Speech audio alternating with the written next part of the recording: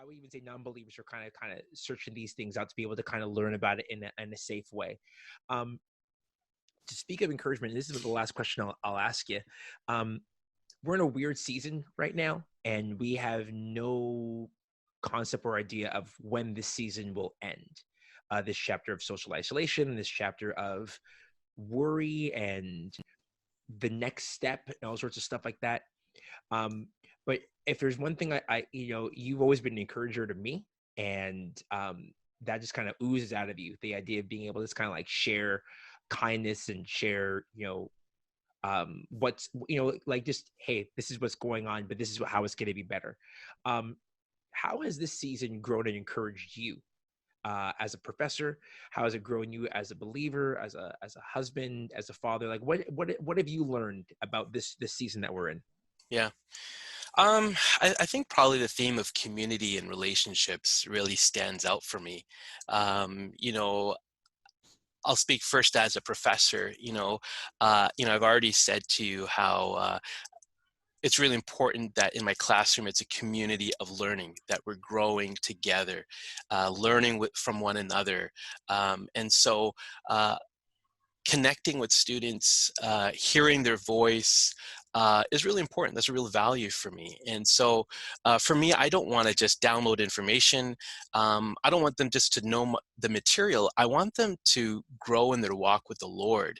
And I always tell students like, hey, let me know if you're going through something, feel free to connect with me, whether it's related to the assignment or not.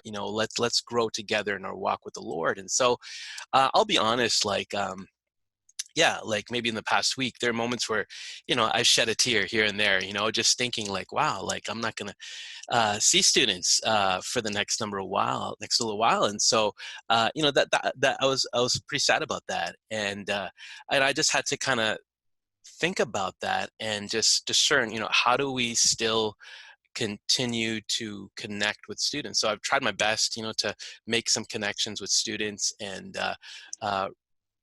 whether it's through email, through video, through messenger, whatever it may be. And so I've kind of realized how crucial community is. And so I think as a professor, now as we're going through this new way of communicating is like, thinking of creative ways to make sure we're still engaging and still being there for people. Because let's be honest, like, some of us have healthy homes to go home to, but not everyone does. And that includes students. And so, how we continue to stay connected is so crucial. You know, as a believer, as a child of the Lord, a child of God, I guess what I'm learning is the importance of relationship with the Lord and making that primary. Because, like most of us, when the coronavirus hit and all the news was, circulating, and we're constantly on our phones and watching videos and looking at updates. And I was doing that myself. And not to say that I'm not still being updated, I am. But I think there was a point where I felt like the Spirit almost kind of led me to just, like, it's time to worship the Lord, so I bust out my guitar and sang some songs of worship. And I really felt that was crucial. It reminded me that I need to be magnifying and exalting the Lord at this moment, and renewing my mind with the Word of God, with the worship of God, because when we start feeding our mind with so much of other stuff, and that can lead us down a bad path, right? It's not to say that we shouldn't be updated on the news. We should, absolutely.